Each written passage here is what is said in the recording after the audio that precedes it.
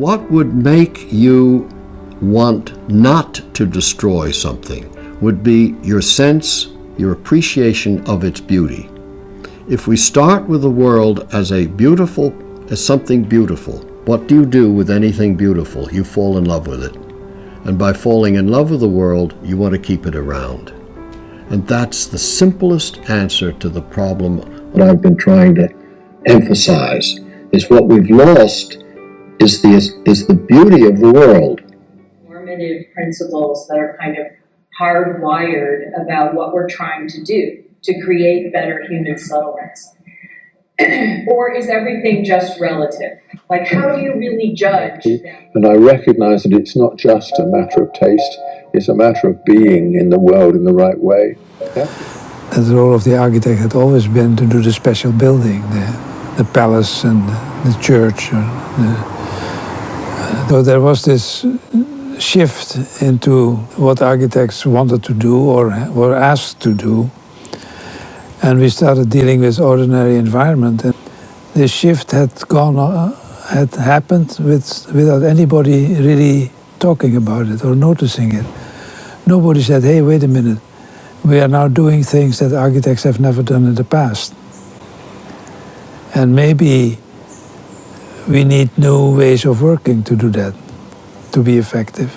From a long time ago, and it was at Pratt actually, is to try to bring together the divorce between planning, urbanism if you want, and architecture. And so I still think that's something I fight for every day, to try to close that gap. It's a very difficult one. I think architects are still very much critical of planning, and planners are certainly very critical of architects, and they seem not to have anything to share. And yet really say we have to learn how to plan. We have to get over this problem of laissez-faire, let it all happen, let the market take care of it. It isn't going to take care of it.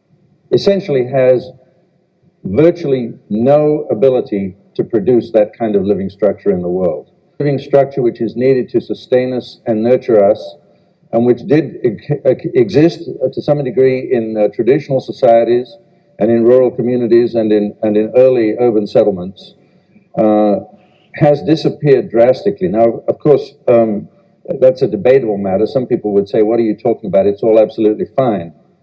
But actually, it isn't fine. It's a hell of a problem. It's a serious problem. It affects every man, woman, and child on earth. And we are so ignorant about how to do this. When all the cities started to expand all over the world in around 1960, this philosophy of modernism was ready. It was easy to apply. It was easy to mass produce.